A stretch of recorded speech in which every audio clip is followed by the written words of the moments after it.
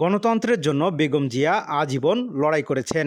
তিনি বাংলাদেশের মানুষের হৃদয়ে চিরদিন থাকবেন, এমন মন্তব্য করেছেন ভূমিমন্ত্রী মিজানুর রহমান মিনু এমপি।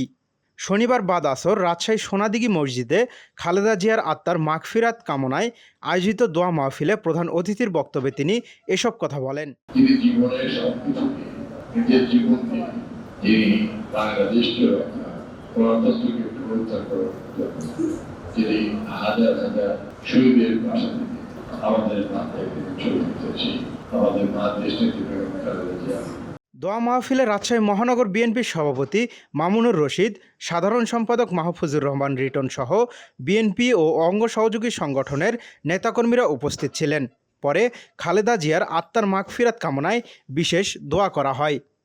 জাকারিয়া আল ফয়সাল, ডেইলি সিটিজেন ভয়েস।